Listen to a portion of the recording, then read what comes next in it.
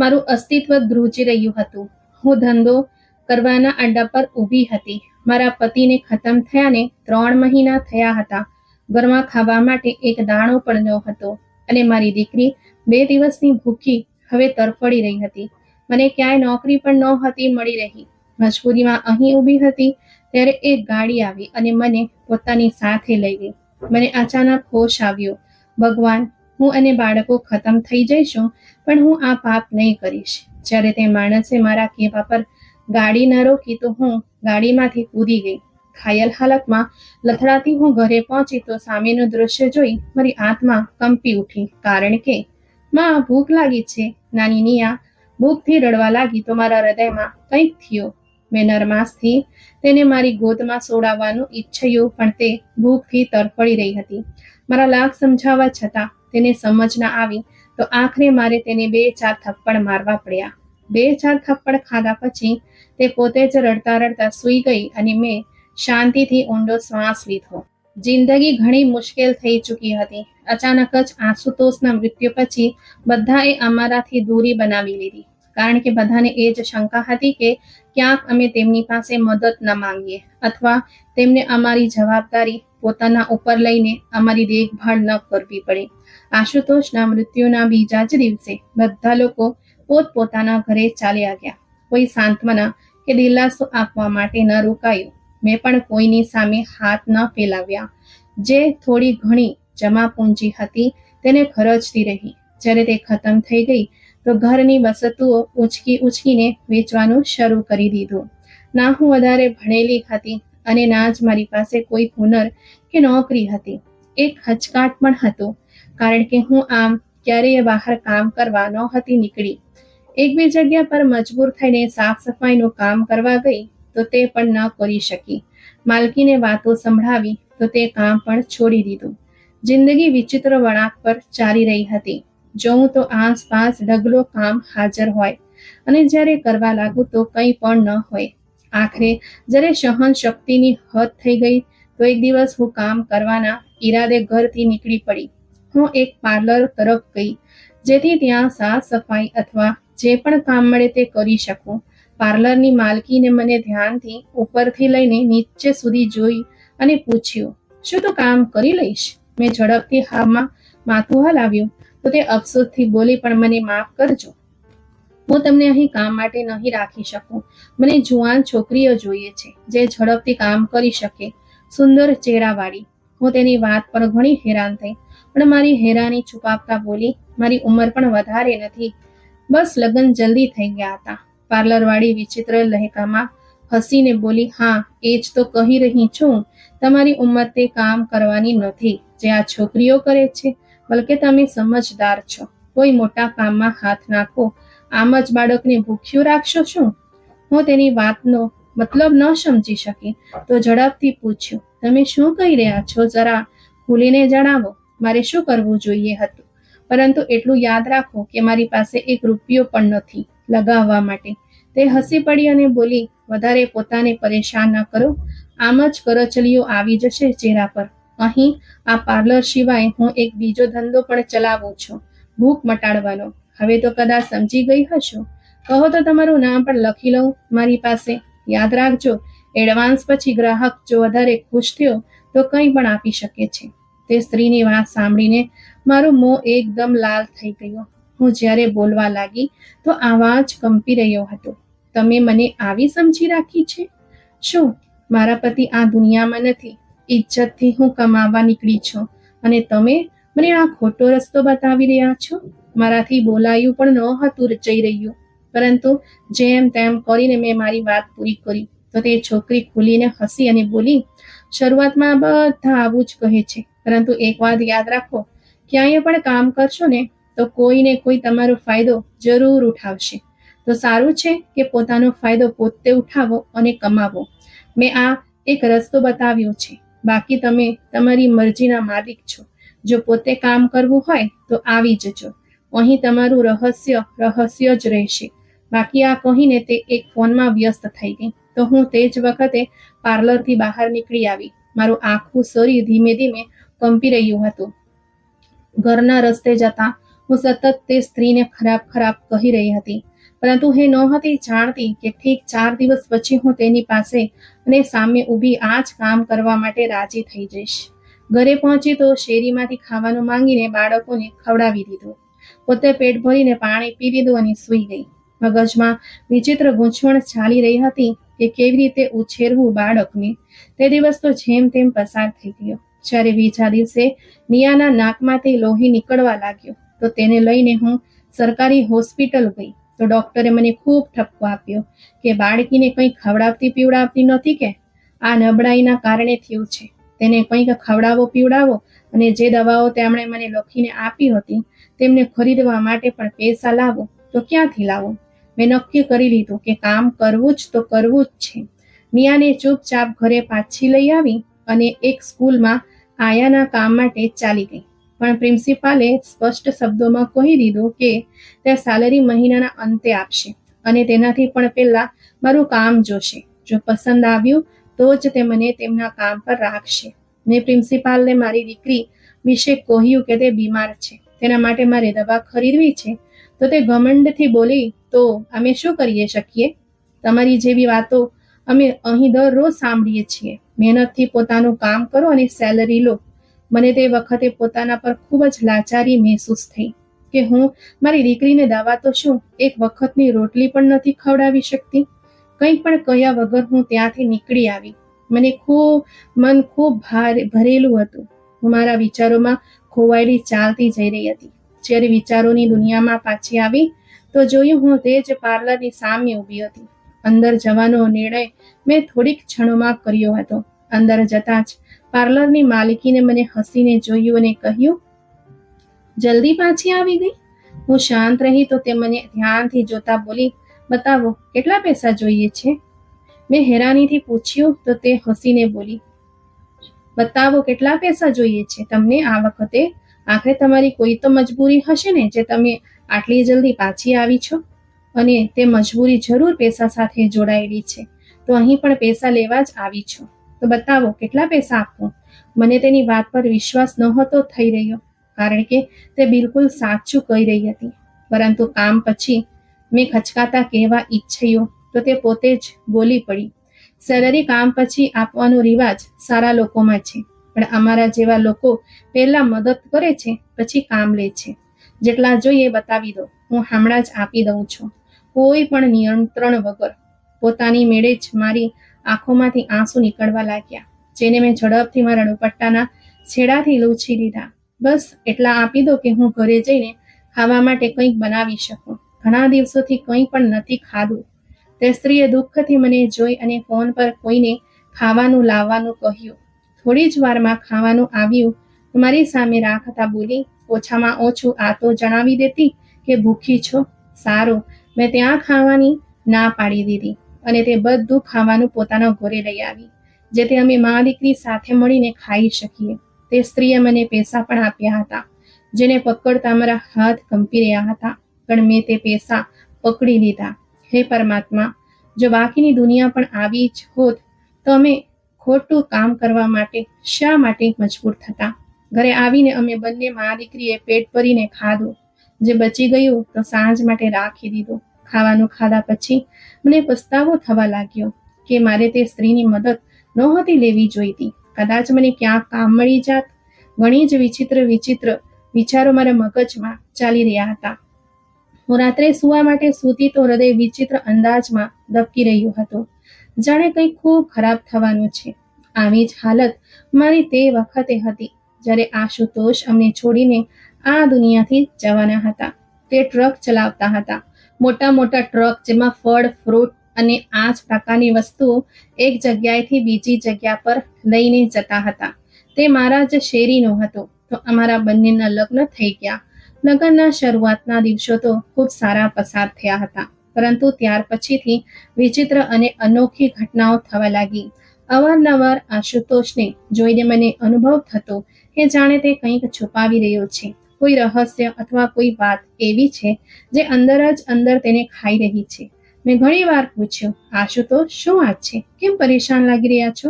પણ તે હંમેશા મારી વાત ટાળી દેતો અને કોઈ એવી વાત કરી દેતો જેનાથી હું મારો પ્રશ્ન જ ભૂલી જતી. થોડી વાર પછી જ્યારે યાદ આવતું તો ત્યાં સુધી આશુતોષ ત્યાંથી જતો રહ્યો હતો. તેની હરકતો અને ચાલ ઢાલ ઘણી જ વિચિત્ર હતી. દરેક વખતે ખૂબ જ વધારે ચોક્કસ રહેતો હતો. આખી રાત જાગતો રહેતો. ફક્ત એટલું જ નહીં, લગ્ન પછી મને ગણતરી પણ નથી યાદ કે અમે કેટલાય ઘર બદલ્યા હતા. હું ખૂબ નાની ઉંમરની હતી જ્યારે મારા આશુતોષ સાથે લગ્ન થયા હતા. તે પણ લગભગ જુવાન જ હશે. મને લાગતું હતું કે તે ફિલ્મોના હીરોની જેમ ખૂબ બેદરકાર, પરંતુ મને પ્રેમ કરનારો હશે. પ્રેમ કરનારો તો હતો, પરંતુ તે બિલકુલ પણ બેદરકાર નહોતો, બલકે તે ખૂબ જ વધારે ગંભીર હતો. કોઈ પણ નિર્ણય કરતો તો ખૂબ વિચારી સમજીને કરતો હતો. પરંતુ મને ફક્ત તેની સાથે એક જ વાત પર મતભેદ હતો.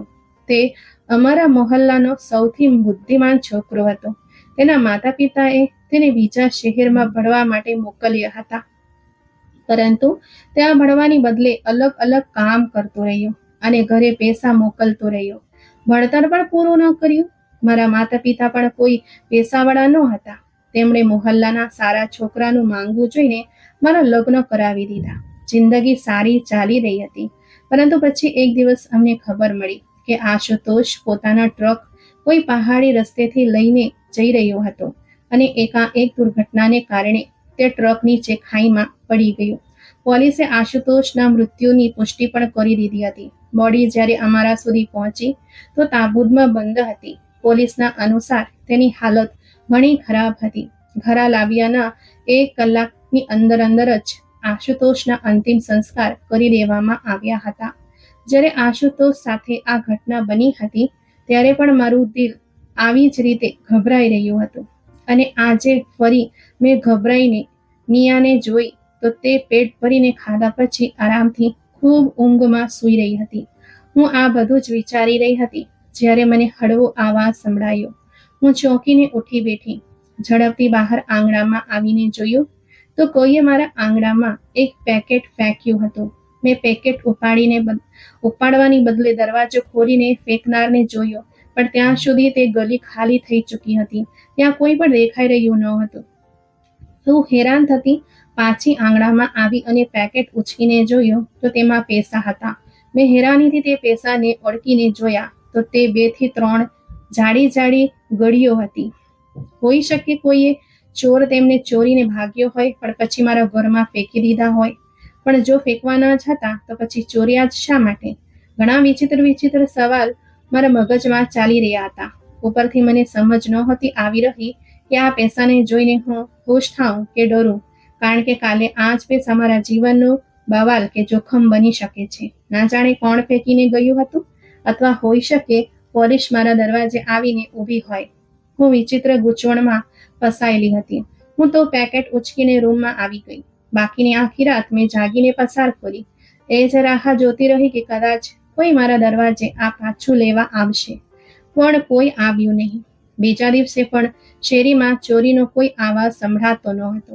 હું 2-3 દિવસ સુધી રાહ જોતી રહી કે કદાચ કોઈ આવશે, પણ જ્યારે કોઈ ન આવ્યું ત્યારે મેં તે પૈસા પોલીસ સ્ટેશનમાં જમા કરાવી દીધા, કારણ કે હું નહોતી ઈચ્છતી કે કાલે આ નોટો અમારા બંને મા દીકરી માટે જીવનું જોખમ બને. હું પાછી ઘરે આવી તો તે જ પાર્લરવાળી બાઈએ મને બોલાવી. ત્યાં જતાં મારું આખું અસ્તિત્વ ખરાબ રીતે ધ્રુજી રહ્યું હતું. જે કામ મારા પતિના મૃત્યુ પછી ક્યારેય મારા હૃદયમાં આવ્યું ન હતું, આજે હું તે બધું કરવા જઈ રહી હતી. પાર્લર ગઈ તો તે બાઈએ મને એક જગ્યા બતાવી અને કહ્યું કે ત્યાં એક ગાડી આવીને ઊભી રહેશે, તો તેમાં બેસી જજે. તે ગાડી તને તારા ઠેકાણે પહોંચાડી દેશે. બીજો કોઈ રસ્તો ન હોવાના કારણે હું તેની વાત માનવા તૈયાર થઈ ગઈ, કારણ કે આ સિવાય મારી પાસે બીજો કોઈ વિકલ્પ ન હતો. સાંજે જ્યારે હું તે બાઈએ બતાવેલી જગ્યાએ પહોંચી તો મને ખૂબ ગભરામણ થઈ રહી હતી. મેં મારી દીકરીને મોહલ્લામાં કોઈના ઘરે છોડી દીધી હતી. ઘણીવાર ગાડીની રાહ જોયા પછી મારી સામે એક મોટી આલીશાન ગાડી આવીને ઊભી રહી. હું તેમાં બેઠી તો એસીની ઠંડક મારા શરીરમાં ઉતરતી હોય તેવું લાગ્યું. ગાડી હજી અડધે રસ્તે જ પહોંચી હતી ત્યાં અચાનક ગાડીનું ટાયર પંચર થઈ ગયું અને પછી ગોળીબારનો અવાજ સંભળાયો.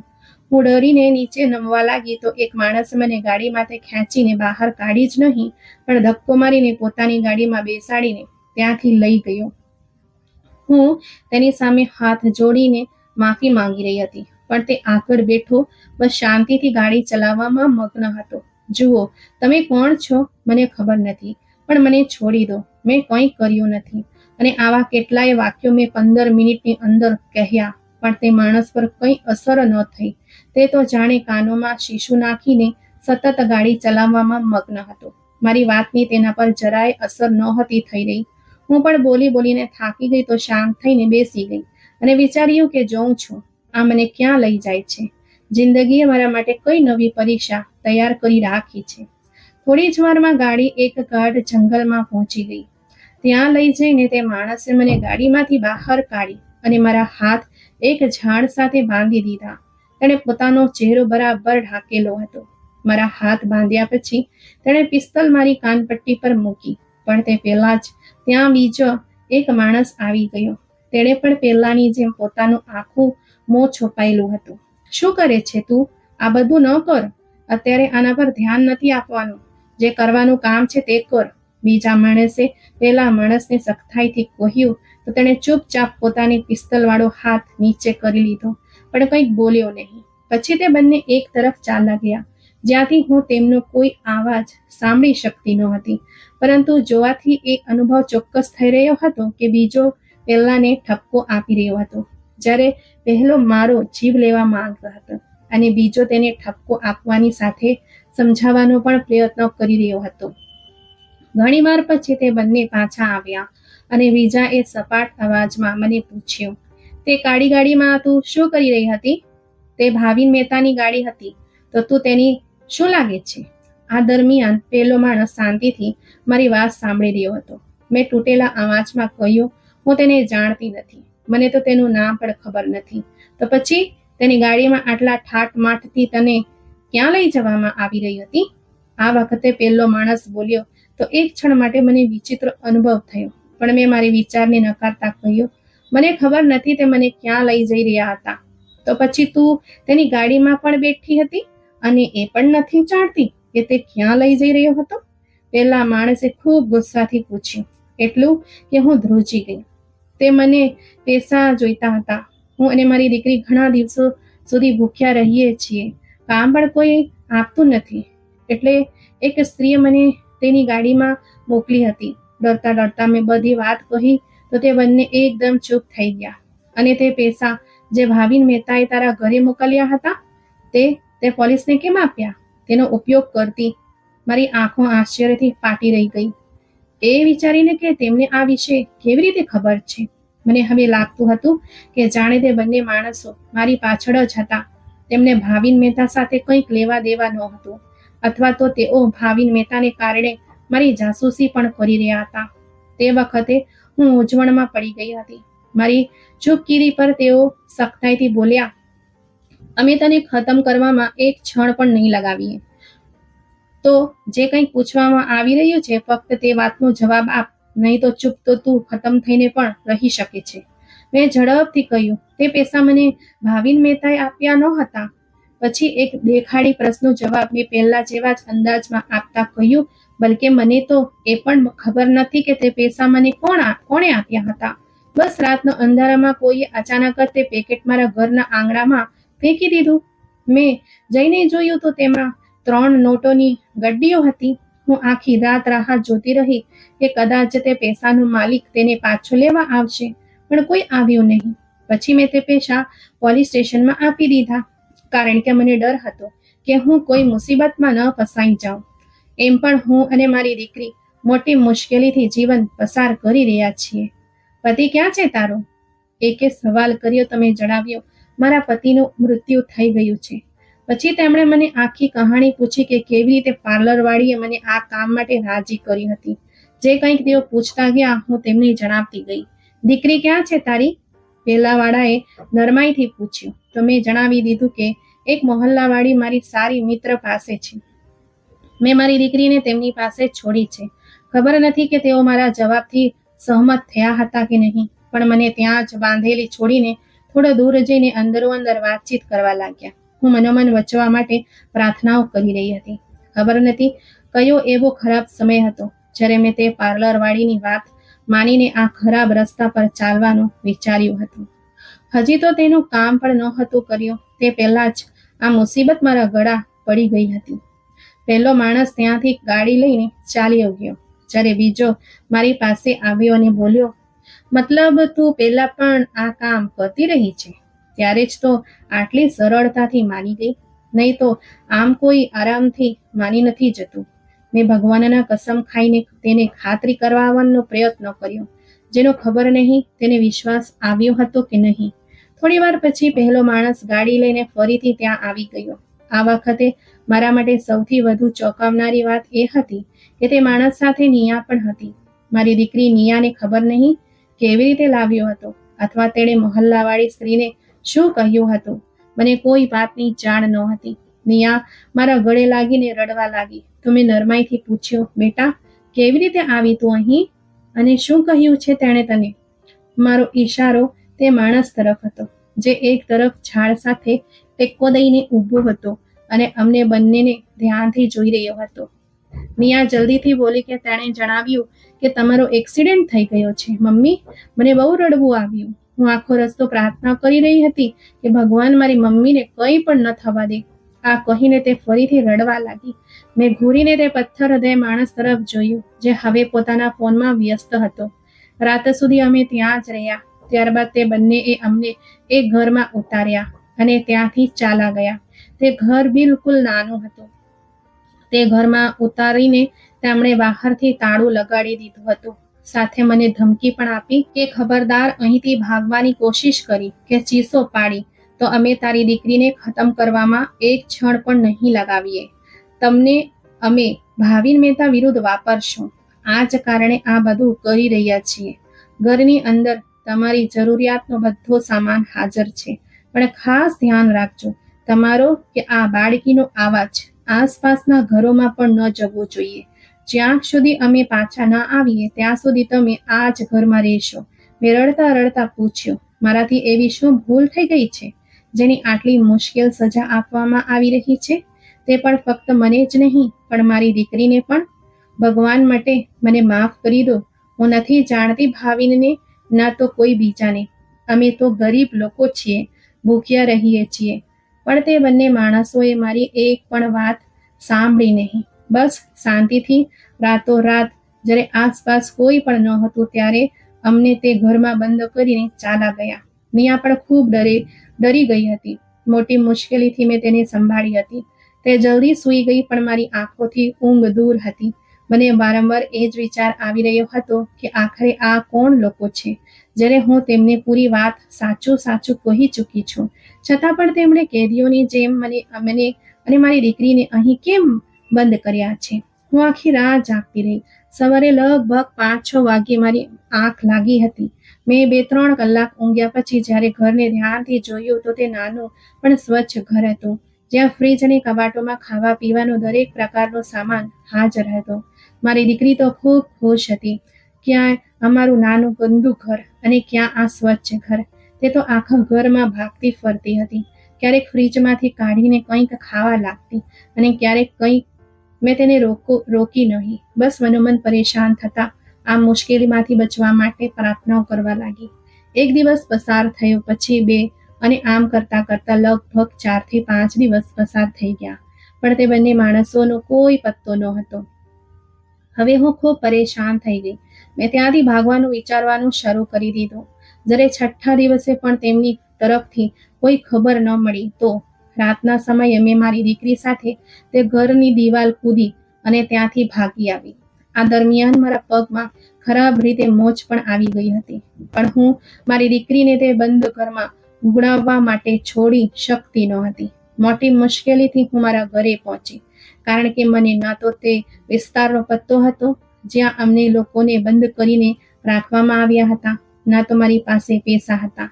બસ કોઈ રીતે લોકોની વિનંતી કરીને અને લિફ્ટ લઈને અમે બંને મા દીકરી અમારા ઘરમાં હાજર હતા.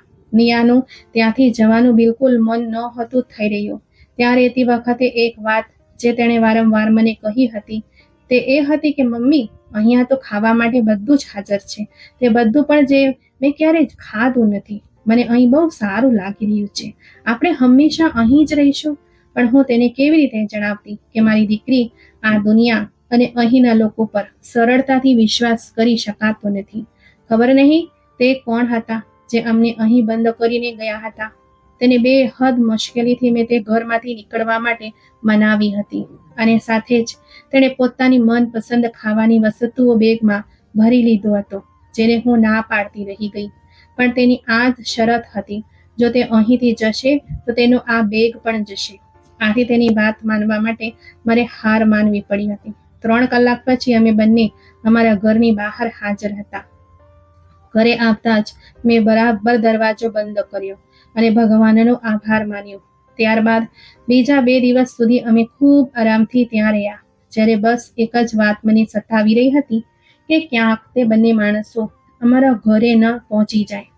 પછી એ જ થયું જેનો ડર હતો. મેં વિચાર્યું મારે કોઈ બીજું કામ શોધી લેવું જોઈએ, ધંધો ન કરવો જોઈએ.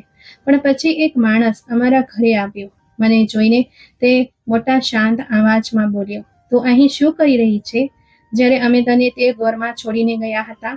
પછી કોની પરવાનગીથી તું અહીં આવી છે? હું ગભરાઈ ગઈ. ડરના કારણે ઘરના દરવાજા બંધ કરવા માટે આગળ વધી, પણ તે માણસ દરવાજાની વચ્ચે કોઈ દિવાલની જેમ ઊભો હતો.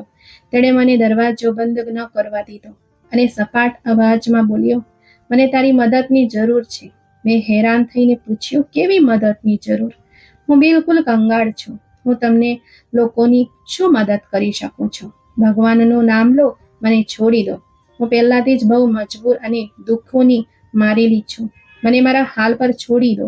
હું તમારી કોઈ પણ મદદ કરી શકતી નથી. તે માણસે એક ચેક મારા સામે કર્યો, જેના પર એક બહુ મોટી રકમ લખેલી હતી. આ શું છે?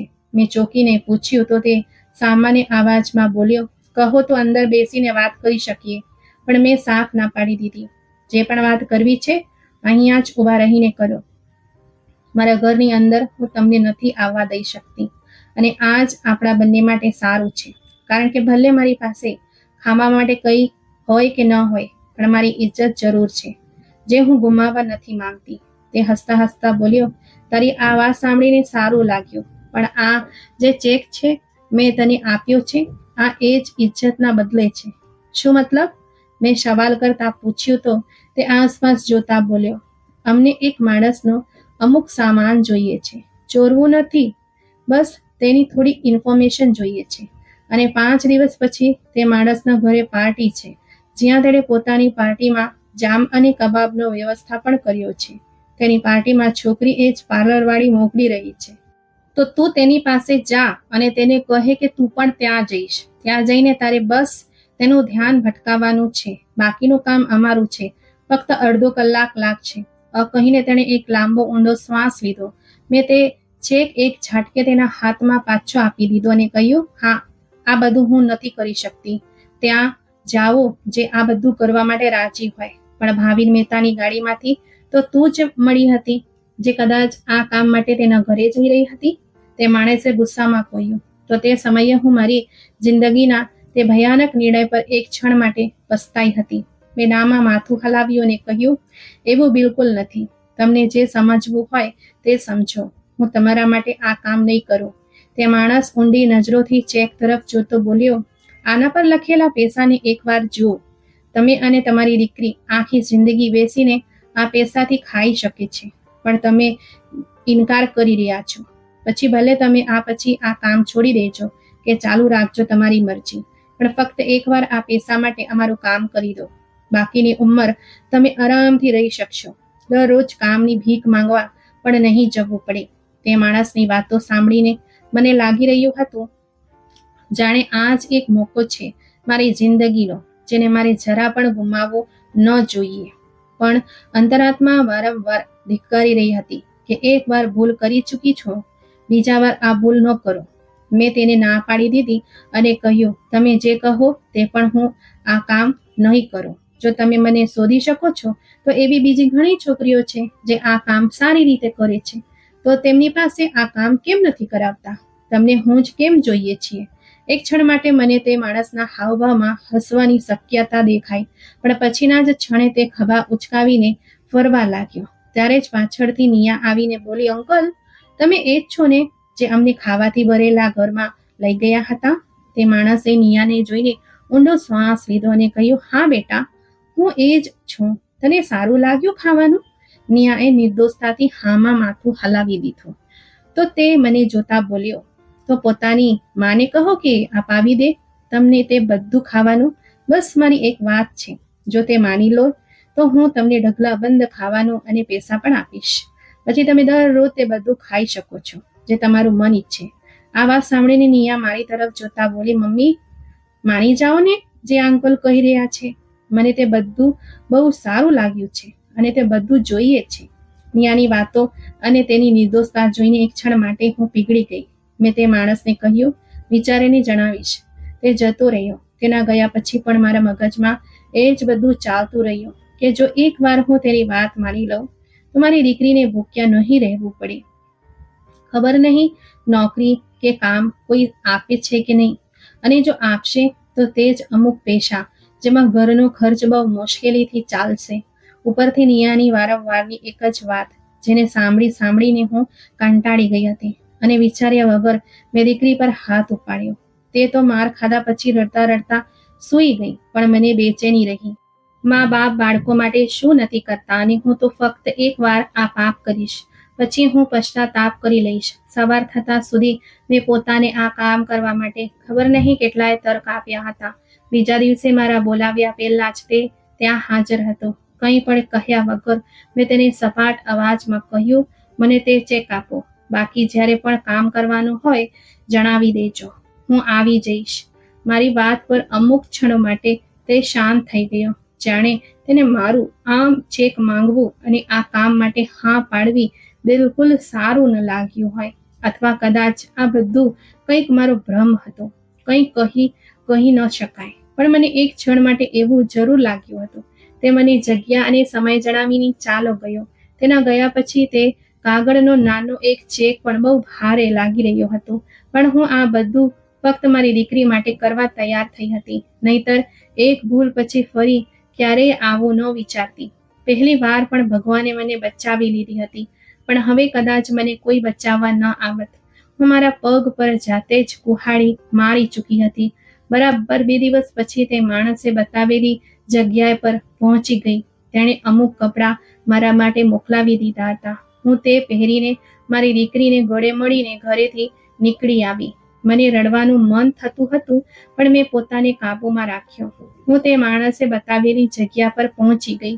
ઘણી વાર રાહ જોયા પછી ગાડી આવી તો મારું મન થયું કે આ ગાડીમાં બેસવાની ના પાડી દઉં. મારી હાલત ખૂબ ખરાબ થઈ રહી હતી. જો કે આવી હાલત ત્યારે નહોતી થઈ જ્યારે તે પાર્લરવાળીના કહેવા પર આ ખોટું કામ કરવા જઈ રહી હતી. પછી હવે જ્યારે પોતાની દીકરી માટે કરવા લાગી છું તો એવું લાગી રહ્યું હતું જાણે હું કંઈક ગુમાવવાની છું. જો હું જતી રહી તો ઇજ્જતની સાથે સાથે મારું બધું જ જતું રહેશે. પણ હું પોતાનું મન મારીને ગાડીમાં બેસી ગઈ. ગાડીની ગતિ ખૂબ ધીમી હતી, જાણે તે મંજિલ પર પહોંચવા જ નહોતી માંગતી. હું પણ ચૂપચાપ બેસી રહી. અચાનક મને આ વિચાર આવ્યો કે તે વ્યક્તિ કોણ હોય છે, મારી રોજીરોટી નક્કી કરનાર? મને રોજીરોટી ઈશ્વર આપશે, તે માણસ નહીં. જો વાત ન માની તો ખાવાનું નહીં મળે, અને તે કોણ હોય છે કે એ નક્કી કરનાર કે મારી દીકરી શું ખાશે, શું પીશે, કે તે કેવી રીતે રહેશે? નહીં, હું મારી દીકરીને ભૂખી તો રાખી શકું છું, પણ આ ખરાબ કમાણી તેના મોંમાં નહીં જવા દો. એક ક્ષણમાં જ મારું હૃદય બદલાઈ ગયું હતું. કોઈ પણ સમય બગાડ્યા વગર મેં ઝડપથી ડ્રાઈવરને ગાડી રોકવાનું કહ્યું, પણ તેણે ના પાડી કે તે આવું નહીં કરે. તેને કહેવામાં આવ્યું છે કે ગાડીને અસલ ઠેકાણે જ લઈ જઈને રોકવામાં આવે તો તે મારી કોઈ પણ વાત માની શકે નહીં. મારું હૃદય ખૂબ ઝડપથી ધબકવા લાગ્યું. જો હું ત્યાં પહોંચી જાઉં તો એમ લાગતું હતું કે બધું બરબાદ થઈ જશે. મેં ડ્રાઈવરને વિનંતી કરી, પણ તે ન માન્યો. તો વિચાર્યા વગર મેં ગાડીનો દરવાજો ખોલ્યો અને તેમાંથી કૂદી ગઈ. થોડે દૂર જઈને ગાડી ઊભી રહી. ડ્રાઈવરે મને ઉતરીને જોઈ, પણ કંઈ પણ કહ્યા વગર પાછો ગાડીમાં બેસીને ત્યાંથી ચાલો ગયો. કારણ કે ગાડીની ગતિ વધારે ન હતી તો મને પણ એટલી ઈજા ન થઈ. મારા નાના નાના ઘામાંથી લોહી તો વહી રહ્યું હતું, પણ મને પોતાના પર ગર્વ થઈ રહ્યો હતો, જેણે યોગ સમયે એક સાચો નિર્ણય લીધો હતો. હું જેમ તેમ કરીને ઘરે જવા માટે ઊભી થઈ. મનમાં એ જ વિચાર્યું હતું કે કંઈ પણ થાય, ઘરે જતા જ નિયા ને પોતાની સાથે લઈશ અને આ શહેર છોડીને બીજા શહેરમાં જતી રહીશ, જ્યાં ના કોઈ જાણતું હશે અને ના કોઈ મને આવા કામો માટે મજબૂર કરશે. મેં એક બે ટ્રકવાળાઓ પાસે લિફ્ટ માંગી, પણ કોઈએ પણ પૈસા વગર મને મારા ઘરે પહોંચાડવાની હા ન પાડી. તો મજબૂરીવશ હું દર્દથી કસરાતી પગપાળા જ ઘર તરફ ચાલી પડી. હું પોતાની નિયાના સવાલો માટે તૈયાર કરવા લાગી. જો તેણે પૂછ્યું કે અંકલની વાત કેમ ન માની, તો શું જવાબ આપવો છે, અને ખાવાનું જો તેણે માંગ્યું તો તેને કેવી રીતે સમજાવવું છે. ઘરે પહોંચી તો આગળની સ્થિતિ મારી અપેક્ષાથી બિલકુલ વિપરીત હતી. હું મરીને પણ તે કંઈક વિચારી શકતી નહોતી જે ત્યાં થઈ રહ્યું હતું. મને સમજાયું નહીં કે જે કોઈ મારી રાહ જોઈ રહ્યું છે તેનું આવવું મારા માટે એક પુરસ્કાર છે કે એક એવું સપનું જેનો કોઈ અર્થ નથી. હું ઘરે ગઈ તો નિયા ભાગતી મારી પાસે આવે અને બોલી, મમ્મી, પપ્પા આવ્યા છે. તેની વાત સાંભળીને હું એકાએકથી ખૂબ જ ખુશ થઈ અને ઉત્સાહિત થઈ ગઈ. શું મતલબ? કેવી રીતે જોઈ લીધું તે? ક્યાંક ડરી તો નથી ગઈ? મને એ જ ફિકર થવા લાગી કે ક્યાંક તેની સાથે કંઈક બીજું જ ન બન્યું હોય. પણ તે હસતા બોલી, મમ્મી, હું સાચું કહી રહી છું. પપ્પા આવ્યા છે અને ઢગલાબંધ ખાવાનું પણ લઈને આવ્યા છે. શું મતલબ? હું હજી પણ બેચેનીથી નિયાને જોઈ રહી હતી. મને તેની વાતનો વિશ્વાસ નહોતો આવતો. જો આશુતોષ પોતે જ રૂમમાંથી બહાર નીકળીને મારી સામે ન આવી જાત. આશુતોષ? મને મારો અવાજ કોઈ ઊંડી ખાઈમાંથી આવતો હોય તેવું લાગ્યું. હા, તે મારી સામે હતો. મારો પતિ, જે મૃત્યુ પામ્યો હતો, જેની લાશ શવપેટીમાં બંધ થઈને અમારી પાસે આવી હતી, તે બરાબર મારી સામે ઊભો હસી રહ્યો હતો. મેં નિયાને એકદમથી પોતાની પાછળ છુપાવવાની કોશિશ કરી, પણ તે મારી પકડમાંથી નીકળીને ભાગતી જઈને આશુતોષના ગળે વળગી પડી. નિયા, અહીં આવી જા. મેં તેને રોકવાની કોશિશ કરી, જેના પર આશુતોષે નરમાઈથી હસતા કહ્યું, કેમ પરેશાન થઈ રહ્યો છો? જીવતો છું હું પોતાની પત્ની અને બાળક માટે. મારી હાલત એવી હતી જાણે કાપો તો શરીરમાં લોહી ના હોય. જ્યારે તે મારી સામે ઊભો હસી રહ્યો હતો. જો તું જીવતો હતો તો આ બધું શું હતું? તે અમારી સાથે જૂઠું કેમ બોલ્યું? મેં લગભગ ચીસો પાડતા કહ્યું, જેના પર આશુતોષે ઝડપથી આગળ વધીને મારા મોં પર હાથ મૂક્યો. મને બધું બોલતા અટકાવી દીધી. પહેલા મારી વાત સાંભળી લે, પછી તમારા પ્રશ્ન કરજો સોનારી. મારી મજબૂરી હતી, પણ હું વાસ્તવમાં મર્યો ન હતો. હા, મારી સાથે એક અકસ્માત જરૂર થયો હતો, પણ તે અકસ્માતને મેં મારી મોતનું સ્વરૂપ એટલા માટે આપ્યું કારણ કે હું એક એજન્ટ છું. મમ્મીએ મને શહેરમાં ભણવા માટે મોકલ્યો હતો, પણ મેં ત્યાં જઈને સ્પેશિયલ એજન્ટ તરીકે ન ફક્ત ટ્રેનિંગ કરી, બલકે તેમનો એક મેમ્બર બની ગયો. બસ પછી આ ટ્રક ચલાવવાનું ફક્ત એક દેખાડો હતો. હું સરકાર માટે અને મારા દેશ માટે અલગ કામ કરવામાં લાગેલો રહ્યો. સાથે જ આ સચ્ચાઈ પણ છુપાવતો રહ્યો કે હું જે દેખાઉં છું તે બિલકુલ નથી. એજન્ટ શું હોય છે આના વિશે હું તમને પછી જણાવીશ, પણ અત્યારે જે વાત હું તમને જણાવવાનો છું તે સાંભળો. અમુક લોકો મારા જીવનના દુશ્મન હતા. જો હું મારી મોત તેમને ન બતાવત તો તેઓ મને ખતમ કરી દેત. તો મેં તેમને મારી મોત બતાવી અને છુપાવીને પોતાનું કામ કરતો રહ્યો. મને તમારા લોકોનો પણ ખ્યાલ હતો. ત્યારે જ તે રાત્રે પેકેટમાં પૈસા નાખીને ઘરમાં ફેંક્યા. પણ જે રસ્તો તમે અપનાવ્યો તેનાથી મને ખૂબ તકલીફ થઈ. તે દિવસે તમને જંગલમાં જે 2 માણસો લઈ ગયા હતા તેમાંથી એક હું હતો અને તમારી સાથે આવાજ બદલીને વાત કરી રહ્યો હતો. હું તને ખતમ કરી દેવા માંગતો હતો, કારણ કે મને આશા જ નહોતી કે મારા ગયા પછી તું આ બધું કરવા માટે રાજી થઈ જઈશ. આ મારો મિત્ર હતો જેણે મને આ વાત પર રાજી કર્યો કે એક વાર તારી પરીક્ષા લેવામાં આવે. જો તું તે પરીક્ષામાં સફળ થઈ ગઈ તો મને મારા બધા શંકાઓને ખતમ કરવા પડશે, અને જો સફળ ન થયા તો ભલે તને ખતમ કરી દઉં કે ક્યારેય અમારું સત્ય તને ન જણાવું અને તું આમ જ વિધવાની જિંદગી વિતાવે. જ્યારે તે નિયા માટે જે ભલે પણ તે ચેક લઈ લીધો તો મને લાગ્યું કે તારું મૃત્યુ મારા જ હાથે લખાયેલું છે, જે તમારા બંનેને મળવા માટે તડપી રહ્યો હતો. મારો બધો ઉત્સાહ એકદમ ઠંડો પડી ગયો. પણ જ્યારે તું તે ગાડીમાંથી કૂદી અને તે તારા નિર્ણયને પાછો લીધો તો મને તારા પર ગર્વ થયો.